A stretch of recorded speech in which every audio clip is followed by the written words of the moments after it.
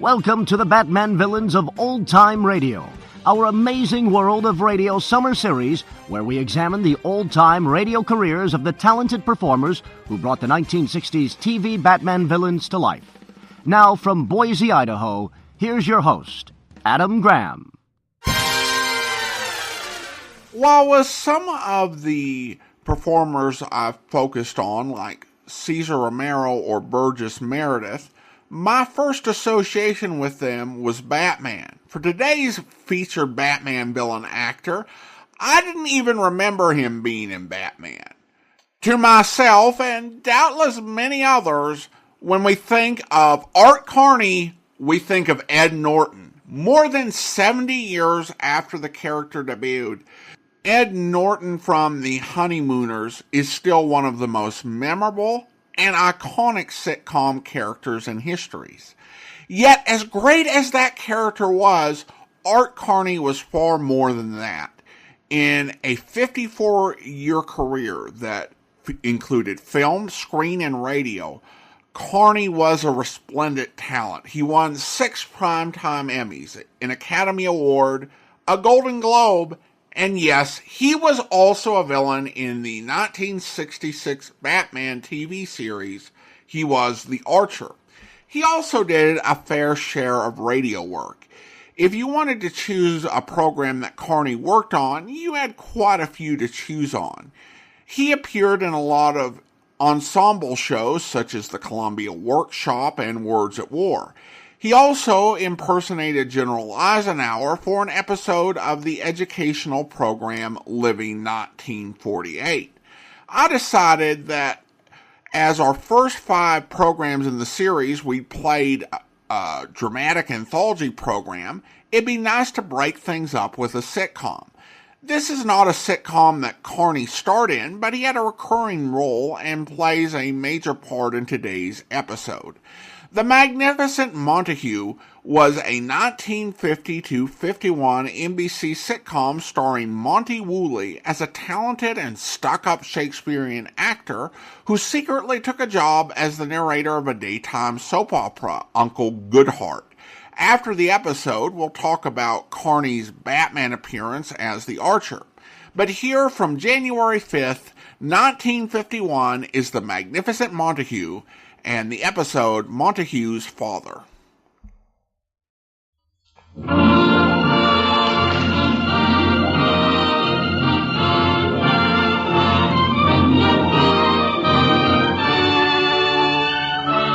National Broadcasting Company presents transcribed The Magnificent Montague, starring Montey Wooley.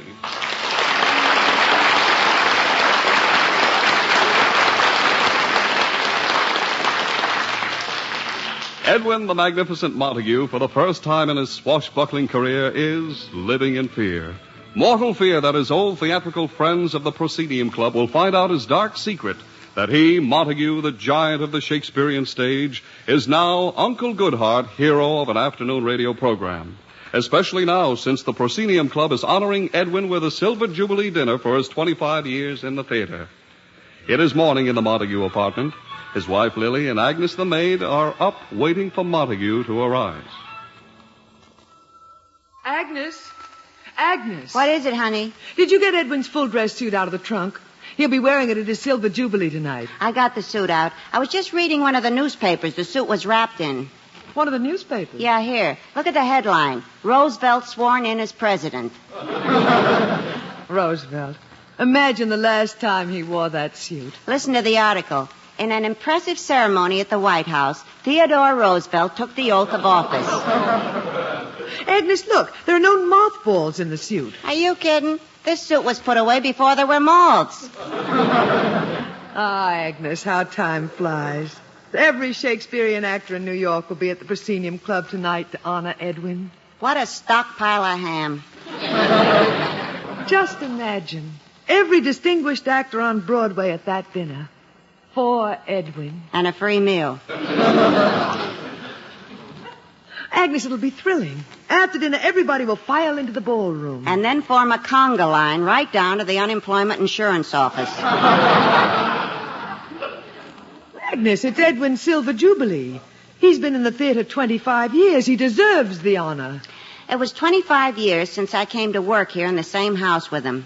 And to think I gave up a job in the Siberian salt mines for this. Oh, Agnes, stop exaggerating. You've stood up pretty well. Sure. After I had that operation and had all my nerves removed. Agnes, you're being silly. I'll get the phone. The residence of Edwin Montague and Lily Boheme. Agnes on this end. Who? No kidding. Baby doll, you're in town. Oh, stop that. Oh, please. All right. Here. Yeah, I love you, too. Hurry up over. We're expecting you. Agnes, who was that? Montague's father. The old man. Cyril Montague himself, the greatest Shakespearean actor of all time. What a doll. But of course. He came in to attend Edwin's silver jubilee. Oh, I hope they get along with each other this time. The battle of the century. The Great Montague versus the Magnificent Montague. This makes it a real jubilee. Agnes, don't provoke them. The old man came all the way from his estate in Vermont just to honor Edwin. Maybe he's finally going to admit that Edwin can act, too. 85 years old, and he has Edwin on the ropes every time. Think Edwin's up. There it is, the call of the wild goose. Agnes. Good morning, darling. Good morning, darling. Good morning, Agnes. Good morning, darling. Oh, this is nice. Everybody happy, getting along. Gad, I feel wonderful this morning. I'm even looking forward to one of Agnes's breakfasts. I feel like living dangerously. He has to get nasty. For a second there, he had me lulled into a false sense of security. Now, Agnes, be happy. I must say that's the most intelligent thing she's said in 25 years. Hey, Monster, you going to have breakfast here, or are you going over to the blood bank for it? Agnes, your beautiful voice. It continues to baffle me. I don't know whether to answer you or throw you a fish. Oh, you're so good to me. Agnes, please. Lily, what plans Jarvis has at the Proscenium Club tonight? Speeches, toasts. They're doing a bust of me. And they've commissioned a painter to do me in oil. I've been wanting to do you in oil for years. Boiling oil. Oh. Lovely, Agnes, with those curlers in your hair. What are you trying to do? Attract a moose? Edwin, not today. Drink your coffee. There. Good. You can hardly taste the arsenic. Edwin, I have a big surprise for you. Guess who's in town? Your father. Oh, Edwin. I knew he'd do it. He just can't see me have any success without stealing the spotlight from me. Now, Edwin, he's your father. He only comes out of retirement to make life miserable for me. All my life it's been, Edwin Montague was great in Hamlet, but you should have seen his father do it. Plays he wasn't even in. They still said you should have seen his father do it. Edwin, that's all past. Now, he's here to honor you. He wouldn't take any of the spotlight away from you. He wouldn't? Lily, my father would steal a bow from an animal act. Oh, Edwin. Lily, he's just jealous of my great success in the theater. Jealous? Cyril Montague jealous? Why, Edwin, your father is history. The greatest Shakespearean actor this country has ever known. You see, Lily? He's not even in the house yet, and I'm suddenly a nothing. Lily, if he'd only realized that I'm a grown man, a great actor, he still thinks I'm some amateur who needs his acting lessons. Edwin, realize this. Your father, in his old age, came all the way to New York just to be present when they honor you on your silver jubilee. Lily, he's my father. I know him better than anybody else. I don't trust him. Now, Edwin, I just know that finally the two of you are going... Oh, that's your father, Agnes. I'll get the door. Welcome, Mr. Montague. Agnes, come here, you lovely wench. Give me a kiss.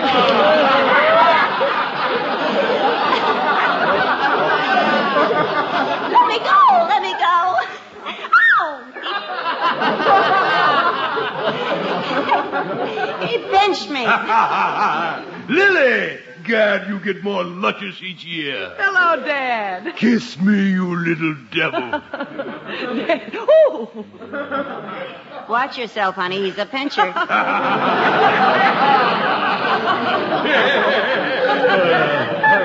Excuse me.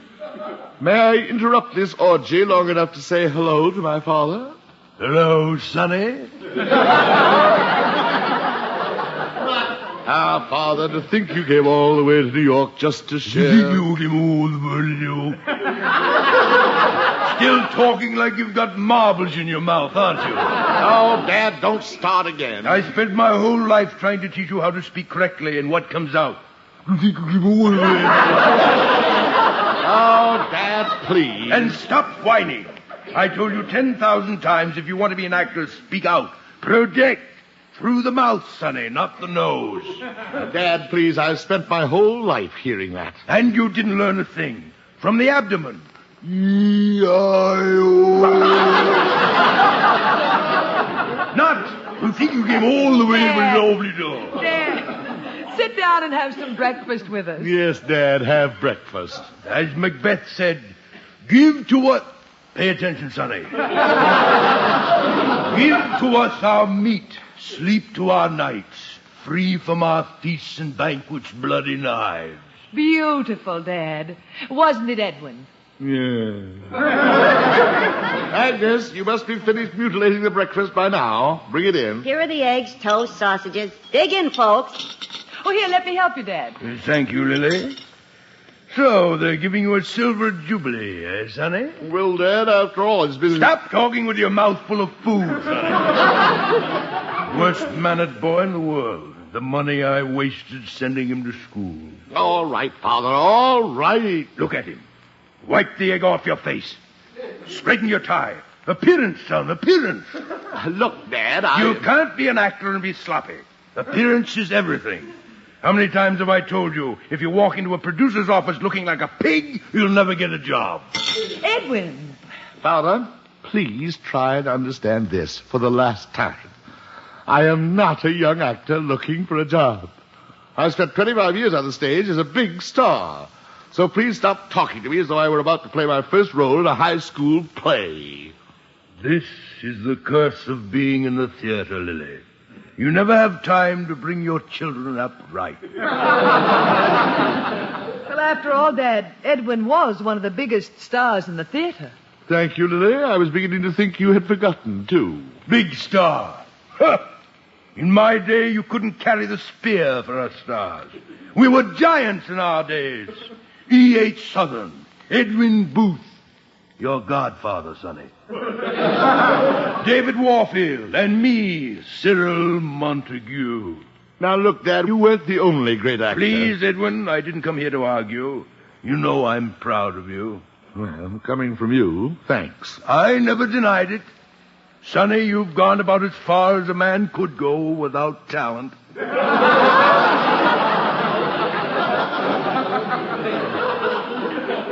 Oh, how I love this man. I'm not going to sit here and listen to this. Edwin, stay here. Ah, Lily, I'll never forgive myself. I should have sent him to dental school. Dental school? It's this tooth that hurts, Doc. Father, I'm not a baby. I'm a grown man. I'm 43 years old. 43? Why, Edwin... Quiet, Lily. Every year you push him up, I go with him. What a family. Oh, now let's talk. We've got so many things to talk about. Jarvis, the president of the Proscenium Club, is coming up here to discuss final plans for Edwin's jubilee. Jarvis, that little scamp. Why, he was one of my pages when I did King Richard III. Now there's a boy that made a name for himself in the theater.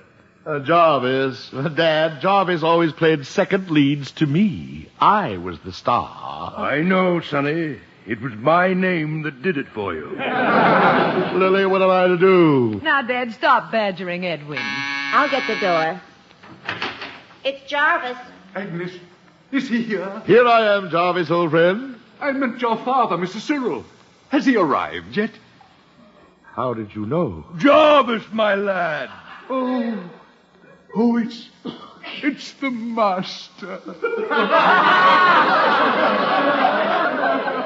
Jarvis, stop slobbering and get off your knee. Rise, Jarvis. I still remember, Mr. Richard. I still remember Edwin and I with you in Hamlet. Scene 2. Let's do it. And now, Laertes, what's the news with you? You told us of some suit. What is it, Laertes? My dread lord, your leave and favor to return to France to show my duty in your coronation. Have you your father's leave? What says Polonius? He hath the Lord wrung from me my soul.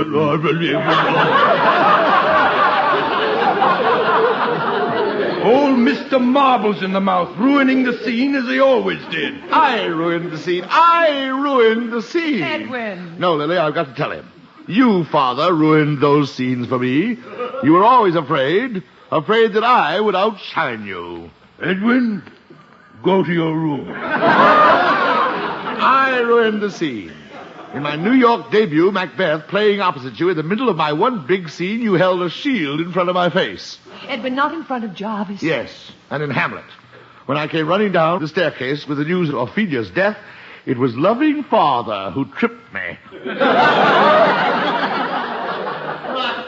I wound up in the orchestra's pit. Edwin, little boys should be seen and not heard. Away with this false pretense. Father, the play is over. Let's face facts. I was a greater star than you ever were. Edwin. Montague. Your father was the master. Forgive him, Mr. Cyril.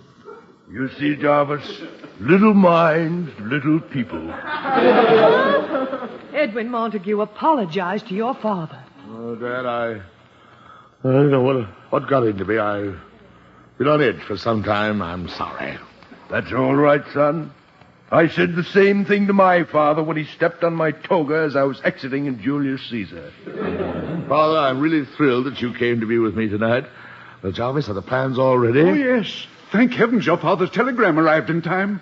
My father's telegram? Yes, we had time to change everything. Change everything about my silver jubilee? Montague, it's going to be a golden jubilee. Golden? Yes, in the nick of time, your father let us know that this was his 50th year in the theater. Tonight, Montague, we're celebrating his golden jubilee. No, I won't stand for it. It was supposed to be my silver jubilee. Edwin. Stop that whining. Montague, how could you think of being honored when it's the master's golden jubilee? Jarvis, would you please go? But Montague. Go, faithful Jarvis. I go. Good night, sweet prince. Now look, Sonny. If the Proscenium Club changes its mind... Lily, take him away. Take him away. Now look, my little son. I own flesh and blood. This is the man I called Daddy. Sonny, respect your elders. Oh, why didn't you send me to a dental school? Now, Edwin. Please, Lily, I want to be alone. Oh, Agnes, get the door. Okay. It's Mr. Zinzer. Zinzer? Oh, hello there, Mr. Montague. Never mind, Zinzer. Never mind. See you later. Yeah, but I just came from the radio station. No, Mr. Zinzer. We changed our mind. We don't want to buy any radio. Radio? I brought you the script for your radio program. No. Radio program? Look, Dad. Let me see that script, young man. Oh, it's a Jim Dandy. Uncle Goodhart saves a little old... Never mind, Zinzer. Wait. Uncle Goodhart. Well, sure. Mr. Montague's Uncle Goodhart on the radio. My son, a Montague? On radio? Oh. Quick, Edwin, he's fainted. Agnes, water. I'll get smelling salt. Gosh, he must be a real fan of yours, Mr. Montague. Zinzer, get out. Don't hit me. Out. Oh, dear, what did I do now? Here, Dad, drink this. Never mind. Please. I want to speak to my son. Alone. Come, Agnes. Coming. Father, Quiet. Radio, is it? Edwin, when I leave your house in a few moments, it will be for the last time. I shall consider my son dead. Father, please listen to me. No. All I know is you are the first Montague to desert the theater. You have dipped our standard into the muck. Father, I hadn't worked in 8 years. There are Montagues who never worked a day in their whole lives, but they never gave up the theater. Father. Don't call me father. You are no son of mine. Edwin Montague. Uncle Goodheart. Father, they pay me $300 a week. Edwin Montague, you have earned your pound of flesh. I have 10 million listeners, 5 times a week. 10 million listeners. Better you were reciting Shakespeare to one slave in the marketplace. Oh, how will this blot ever be erased from the door of the house of Montague? No one knows in the theater it's me, Edwin Montague. But I know. You're Uncle Goodheart. The first to drop the name of Montague. The first? Well, what about you? Those escapades in Paris, London, Budapest, Atlantic City, under the name of Gaylord Ravenel. Edwin. How many times was the name Gaylord Ravenel entered on police blotters? Picked up in gambling saloons for being drunk and stealing a milk wagon. Quiet. Quiet. I used the name Gaylord Ravenel to protect the name of Montague, which you have so carefully dirtied. Goodbye. Father, where are you going? To have a black band sewn on my sleeve. Oh, Dad. And when I stand up to be honored tonight at the Proscenium Club, I will have to say, gentlemen, you honor a man who has sired a renegade and a traitor to the theater. Father, you wouldn't tell them. I must. Oh, Edwin, how quickly you forgot the words of Polonius to his son. Father, don't. This above all, to thine own self be true, and it must follow as the night the day. Thou canst not then be false to any man. Father, I've been a fool. I'm going to give up the radio program. Blood will tell. You are a Montague. Ah, what a relief. No longer to live under the shadow of shame. I'm going to that radio station for my last broadcast as Uncle Goodheart. And then I'm free. Free. Go, my son.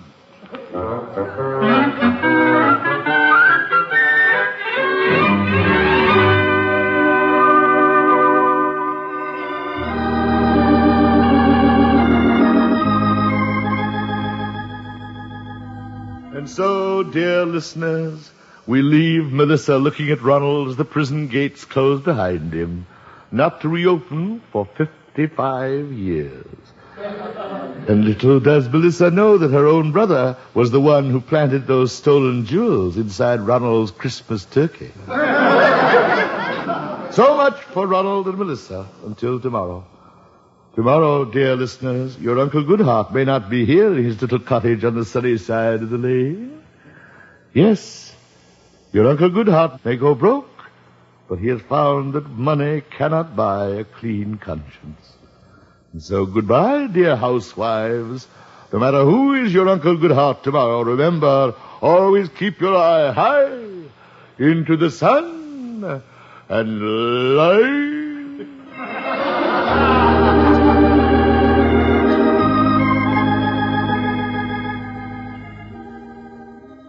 So ends another episode of Uncle Goodheart, brought to you by Shalimar Soap.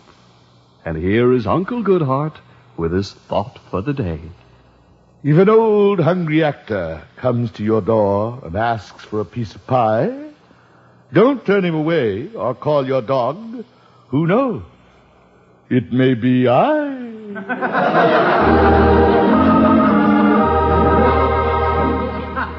Okay, Mr. Montague, you're off the air. For the last time. God, I can breathe again. Mr. Montague, what was that you said at the end of the program, that you weren't coming back on the air? You shouldn't scare people like that. Gentlemen, I'm through. I'm quitting.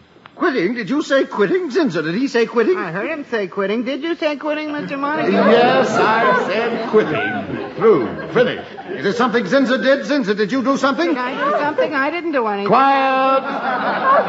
Mr. Montague, what will Shalimar Soap do without you? They will continue to pass off that latherless mess on the unsuspecting public. But, Mr. Montague, think of your listeners. What will happen to them without Uncle Goodhart to guide them? Let them go en masse to just plain Bill. Mr. Montague. Oh, no. Mr. Montague, we were going to surprise you. The sponsor wanted me to give you this new contract. He'd double your salary. $600 a week. 600. Death, where is thy sting? Well, Mr. Montague? The name of Montague. $600 a week. Please, you gotta stay, Mr. Montague. Think of the sponsor. Think of your listeners. Think of Ronald and Melissa. Gentlemen, I am only thinking of one thing. $600 a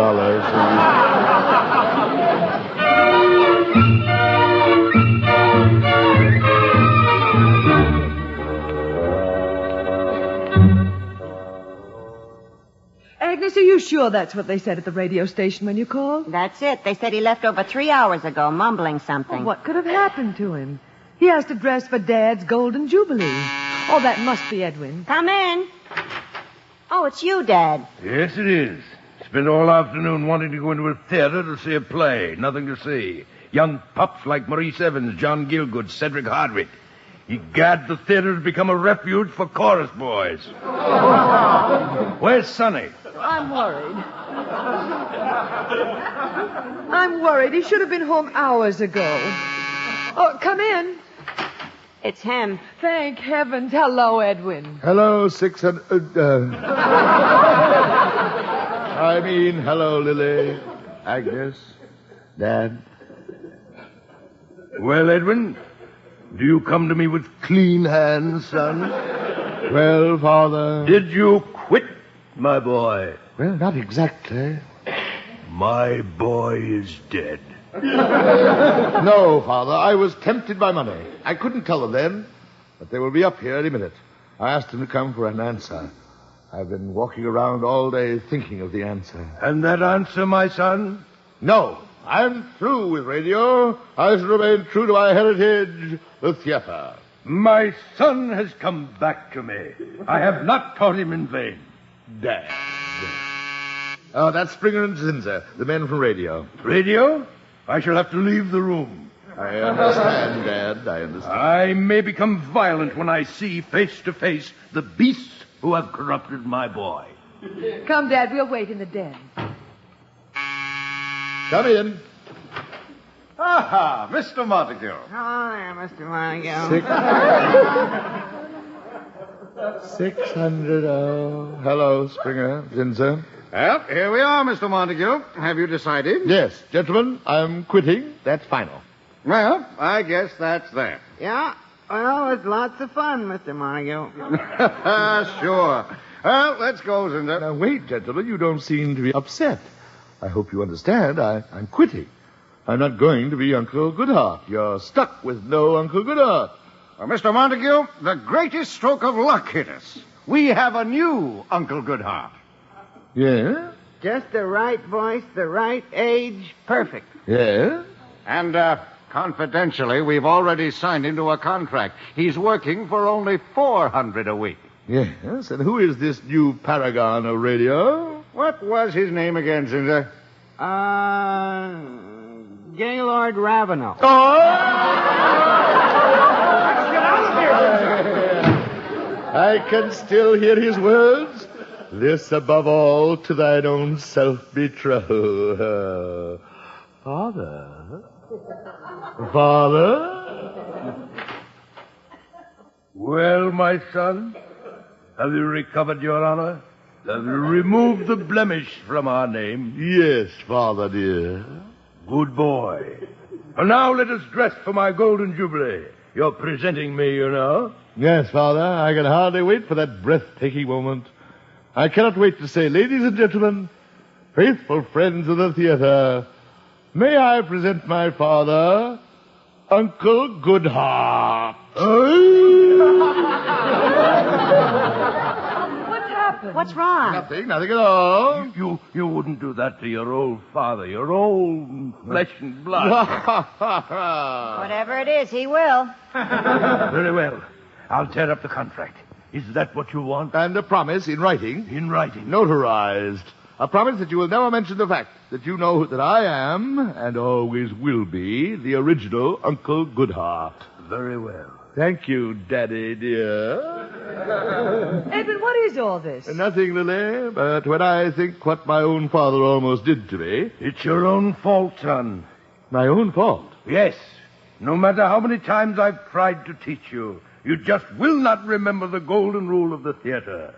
Never turn your back to another actor, especially if it's your own father. That's my pop.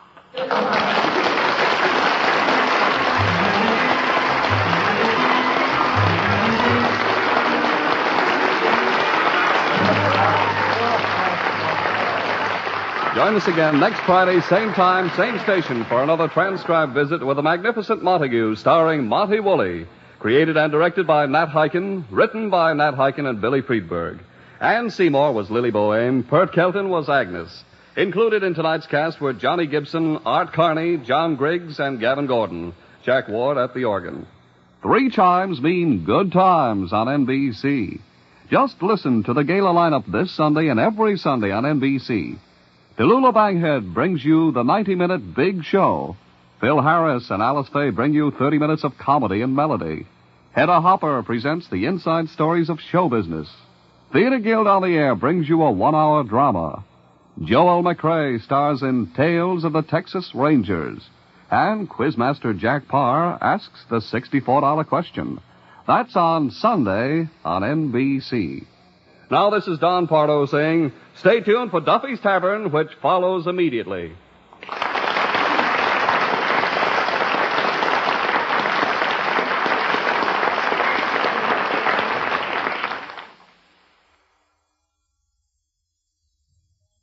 Now spend a pleasant interval at Duffy's Tavern, next on NBC.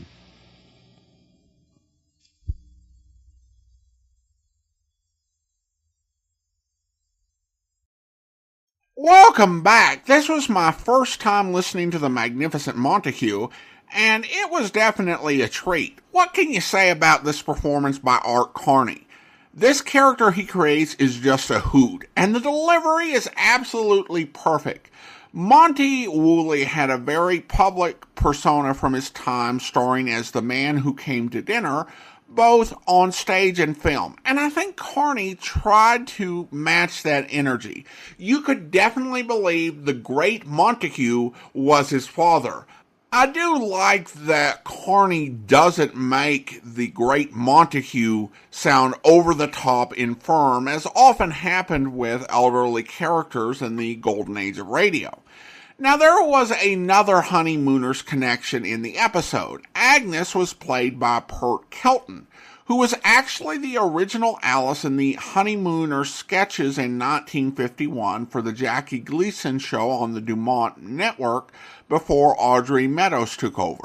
These have been on various streaming services over the years under the title The Honeymooners, The Lost Episodes. At the time of this recording, they're available on Tubi, Tubi, to watch for free. You can also get them on DVD. The central premise of the Magnificent Montague is perhaps a bit exaggerated. The trope of the legitimate theater looking down its nose at screen and radio is a bit overdone. But that's not to say that there might not be a nugget of truth in it. Obviously, there were some prestige programs on radio. No actor was going to hide that they were on Theater Guild on the Air, unless they were under some exclusive contract that they're violating by appearing. Those sort of shenanigans did happen. However, having listened to a lot of old-time radio programs, I've noted that it does seem that New York-based programs are less likely to credit their cast as a matter of practice. I wonder if part of that might be to prevent embarrassment by some of the minor players. What would it do to a theater career if people knew certain actors were hamming it up on a soap opera, a kids program, or one of the really over-the-top Hummer-based mystery programs like Mr. Chameleon? Obviously, there were some known radio actors whose bread and butter was appearing on radio and didn't really mess too much with the stage. But it's not far-fetched to imagine that some actors chose to remain anonymous so not as to ruffle feathers in the stage acting community or affect their ability to get work on Broadway and in off-Broadway theaters as well. Though I doubt they were getting $300 a week, which kind of seems high for someone who is narrating the program. I've heard the Magnificent Montague described as the star, but here he's just a sweet-voiced narrator. That seems kind of high, but then again, it was a daily serial that had a sponsor, so maybe it wasn't that far out of line from reality. Now on to talking about Art Carney's appearance in the Batman two-parter Shoot a Crooked Arrow and Walk the Straight and Narrow. This was actually the opener of Season 2 of Batman, and the first Batman story aired on television after the movie was in theaters. Art Carney played the Archer, a 20th century knockoff of Robin Hood, who uses ye olde English in his crimes, although without any sort of fake accent. The Archer shows up initially robbing from the rich to give to the poor, and this includes a daring daylight robbery in which he shoots a trick arrow through the window of Wayne Manor that releases knockout gas and knocks out Bruce Wayne, Dick Grayson, and Aunt Harriet as the Archer and his men run past their unconscious forms and raid a wall safe and steal the cash inside. This puts in doubt the plan of the Wayne Foundation to distribute $100 each to 100,000 poor people in Gotham City. Batman and Robin catch the Archer and his thugs after a fun-filled fight. However, the Archer makes bail and pledges not to rob from the rich anymore, which definitely worries Batman about the Wayne Foundation's $10 million. As a Batman villain, the Archer is solid. Now, there are comparisons to be made to characters both within the DC Universe and Marvel, specifically Green Arrow and Hawkeye. However, there was not really a comic book character on which the Archer was based. He's essentially an ordinary guy with archery skills who is committed to his gimmicks. One of the really fun jokes of the story is that his men go around using all these old English phrases, and his girlfriend, Maid Marilyn, talks in this highly exaggerated Brooklyn accent that makes her less understandable than them, and she's constantly complaining about how hard they are to understand. But she has a line where she says that she and the Archer went to the same school in Flatbush. The Archer's clever. He uses his gimmick without becoming a slave to it.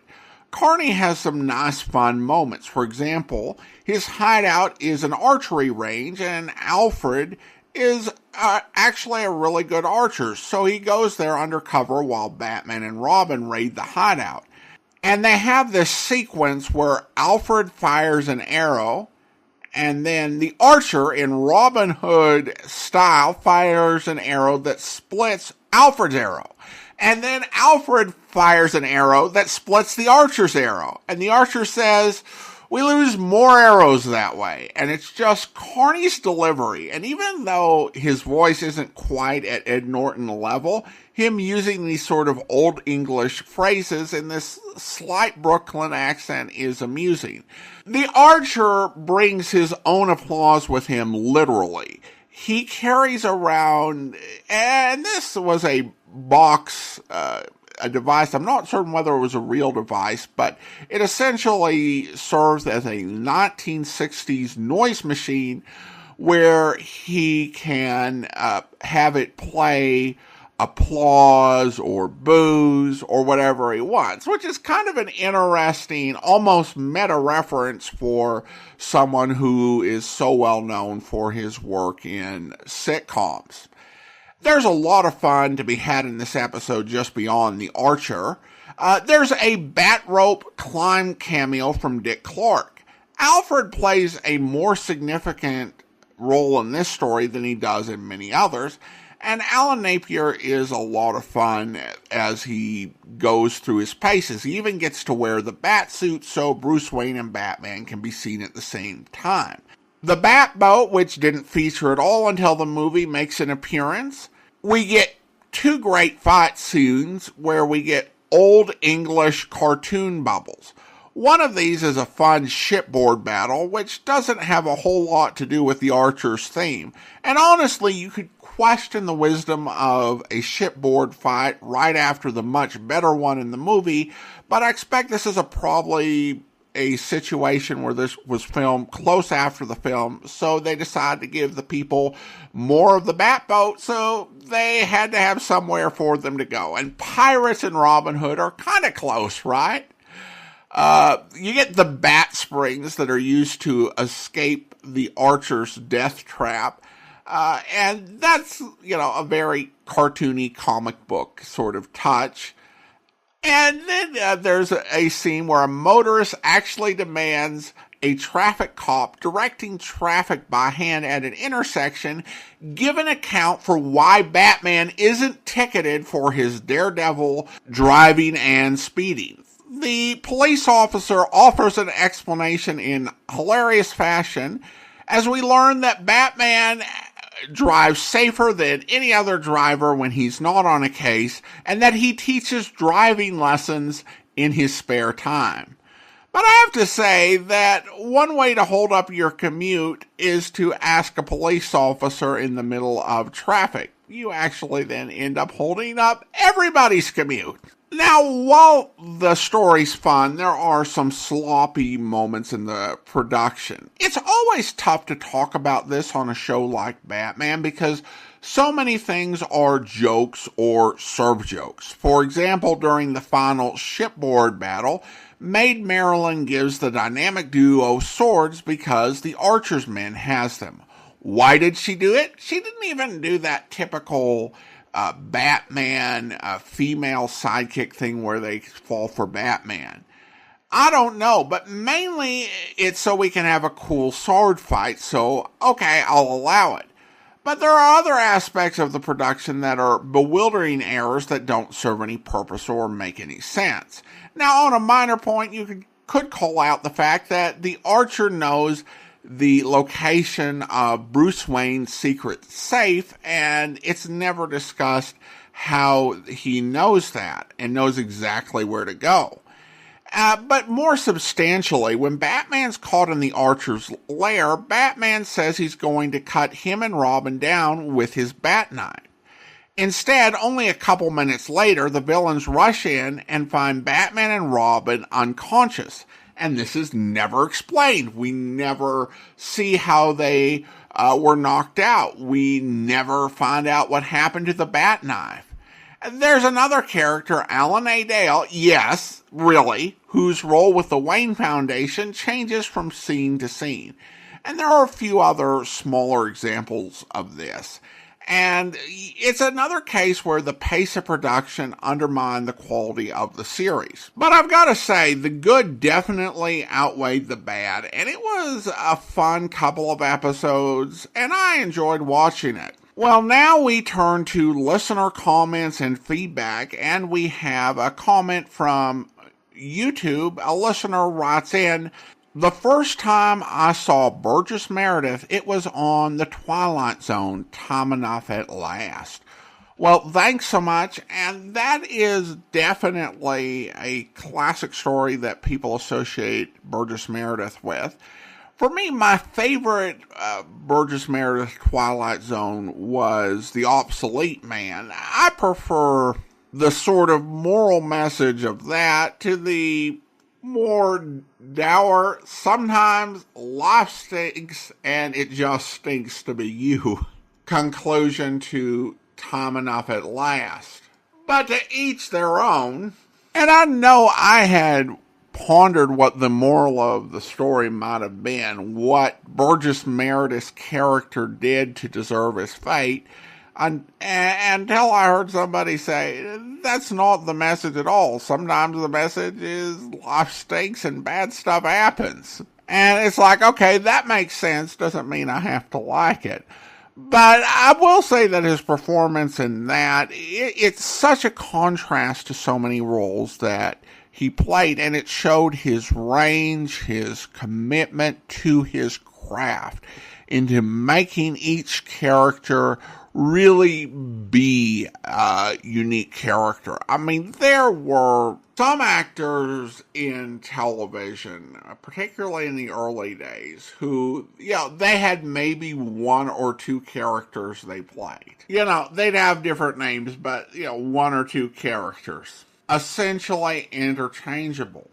Burgess Meredith was different. He got to the core of each character, their physicality, their motivation, their emotions, and he managed to create something compelling. And I think he did great with characters with a bit of bombast. The Penguin is kind of at the extreme level of that, but you can find others. But with the roles that he played in something like Time Enough at Last, it kind of showed his remarkable range. Well, now it is time to thank our Patreon supporter of the day, and I want to go ahead and thank Ron. Ron has been one of our Patreon supporters since March of 2022, currently supporting the podcast at the shameless level of $2 or more per month. Thank you so much for your support, Ron. And that will do it for today. Join us back here next week for another Batman villain in old time radio. Same bat time, same bat podcast.